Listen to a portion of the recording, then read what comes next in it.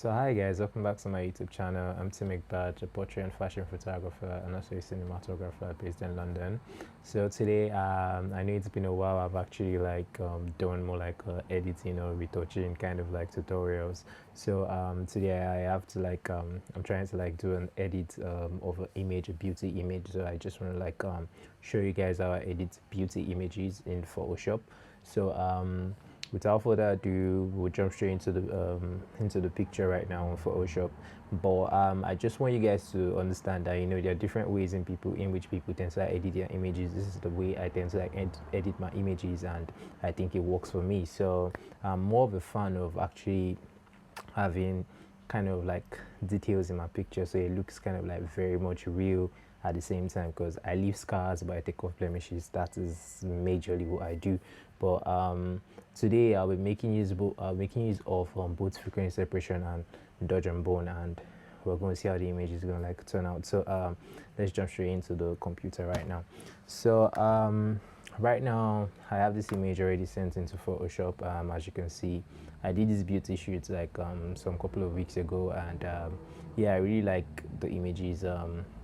So this is one of the images from the shoot. I'm going to place up some of the images I already edited and just show you guys how the images look like. So let's jump straight into this. So the first thing I do is I majorly try to like take off the normal blemishes, or you can see this acne she has on her face. I take this off because I know obviously if I'm to see the model like tomorrow, it won't be on her face anymore. If this was actually like this right here, if this was more like a beauty spot, a real beauty spot which is on her, I'm going to leave it there. Like this one right here, I'll leave it right there. But if I feel it's distracting the image or it's not adding to the picture, I'll decide to take it off. So if I've done this, at the same time, like you see the lines under the eye, it's not really pretty, it's like very much distracting. I would reduce the line under the eyes. And yeah, you can see this flyaway hair right here. You can see I think the wig she was putting on wasn't like I wouldn't say properly attached, but probably it is. If ladies or if ladies or models are putting on wigs, many a times it doesn't like actually like fit. So because the camera is like very detailed and you just get it up in the picture. So I would fix this bit right here, and maybe a little bit of the flyaway hair. So yeah, this is what I'm going to start with first off. So let's jump straight to that. How I'm going to start that is I'll start by using frequency separation.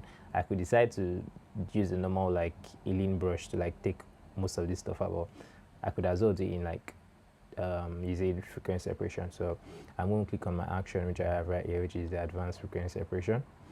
I'm going to click on that. It's going to pop up this Gaussian blur thingy, and because I could see that the image is quite close to the screen, it's like it's a beauty shot very close up to the screen, I'm going to use a very high radius for that. But if the image is far away, I'll tend to reduce the radius.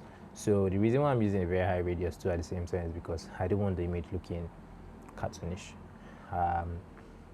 So I'm going to use probably a radius of 14, and I'm going to click on OK. So then I'll move down to the high frequency edit, which you can see right here, and I'll use a clone stamp, which is this one right here, and you could press the S key on your keyboard. It's actually just a shortcut to get down to the clone stamp tool. So I'm going to click on that, and my current setting is current layer. I need to make sure this is on current layer, and opacity 100, flow 100. So I'm going to zoom into the picture, take off all of these like spots that I don't want. You see that's gone. Same with this. Same with this. So just reduce the lines under the eye bag. Oops.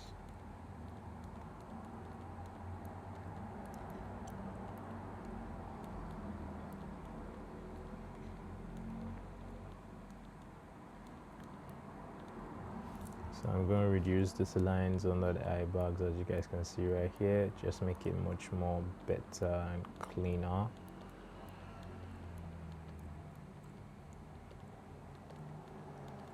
away. Okay. Yeah, you know, as most people say, or as they say, you know, anything good actually takes time. So you guys just try taking your time with this, and you can see some of the flyaway hairs like from our eyebrow right here. Try taking that off too at the same time. So you just take your time and make the image clean to some certain standard using the eye frequency layer. So I'm going to click on that, trying to take off this hair that we are flying away. So all I'm doing right now with the clone stamp tool is I'm just clicking on a good area and I'm replacing it with the bits in which I don't want. So you can see I'm fixing the wig line right now, so it looks like it's an actual hair. So same thing with this flyaway hair also.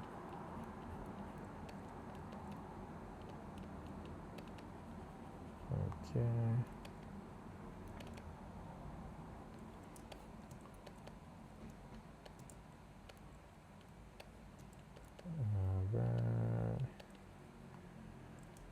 Alright.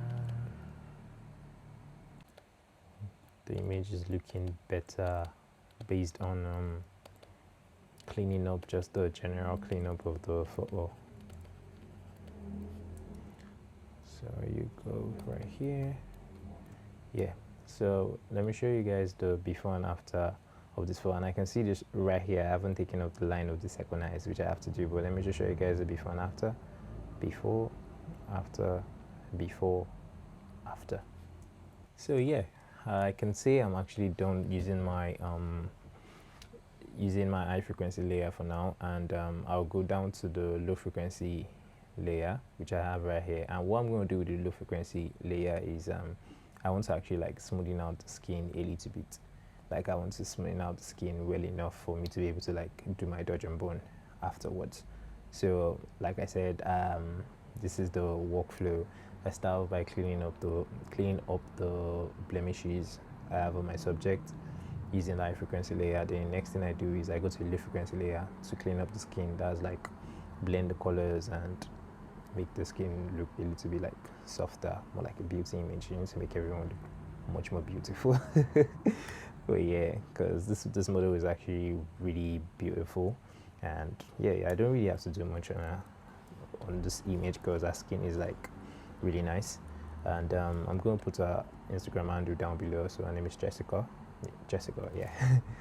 All right, so I'm going to move on to doing the low frequency this time. What I'm going to use in doing the low frequency to blend skin together is I'm going to use the mixer brush tool. And for me to use the mixer brush tool, you need to make sure probably I just placed all of this setting right here, the wet, the load, the mix, the flow, all in 30%. And you need to ensure that this is blank, this is blank. So by clicking this one, you make sure that bit right there is blank. Yeah, so I'm going to start painting the skin. So what the mixer brush does really is you're trying to blend area of both highlight and contour to get highlight and shadow together. So I'm not going to slide a highlight area into a shadow area. I'm going to blend the shadow area with the shadow bits and the lighter bit with the lighter bit. Then the junction in which they are going to meet, I'm going to blend them together in a way that they are going to look seamless. Because I think I've seen some images of some people's images in which you can actually see the definition between the highlights and the shadow. You don't want to do that. You want to be able to like make sure everything blends well. So that's why I use the mixer brush tool. So all I'm doing right here, I'm just blending. And you guys can, if you can observe from the video right here, you can see I'm actually increasing the size of the brush and also reducing the size of the brush. And how you could do that is by pressing the bracket. So you press the right bracket to increase, you press the left bracket to reduce. So it's quite loud today, like very very loud. I hope the background noise isn't like disturbing or distracting this video. So yeah, that's what I'm doing with the frequency separation right now. I'm just blending together. So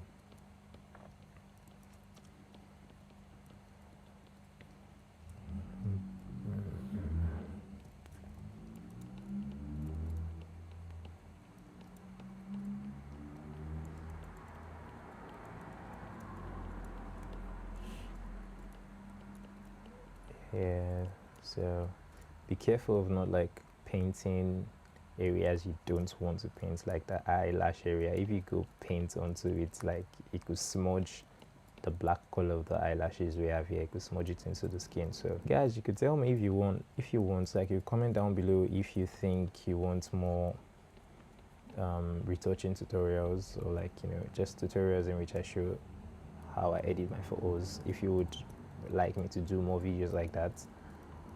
Because yeah, I'm just here to like make people like I'm just here to educate, really just educate the little way I can. Yeah,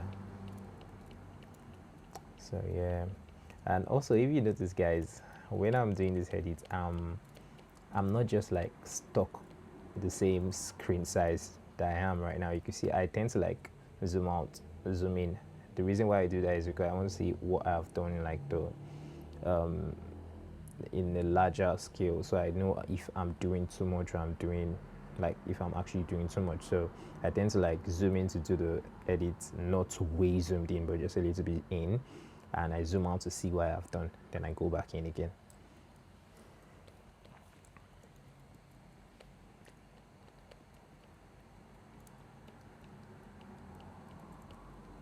Sorry guys if this is getting you guys dizzy, because I just like spinning the screen and spinning the canvas just to make sure I'm seeing what I'm doing. And you can see what I'm doing with the neck pitch right now. I'm actually increasing my brush size, reducing it. Yeah, as you can see, I'm doing all of this right here, just blending everything together. Hard again to like spin it around.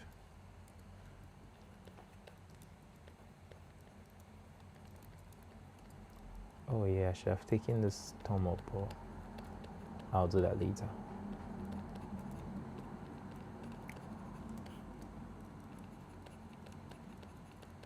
So you can see I'm basically just painting, paint. Yeah, it's gonna be the before, and this is the after. You can see, even though it looks as if we're not doing a whole lot, but we are actually doing a whole lot. So you can see before, after, before and after. Yeah, so since I've done this right now, I'm going to zoom back in by going to the high frequency layer and use the clone stamp tool again, because I can see, like, I can still see some textures that I don't want right here. I'm not taking out the general texture. As you can see, you see like the pores of the model skin, but I'm just taking off the ones that could be like really distracting in the photo. So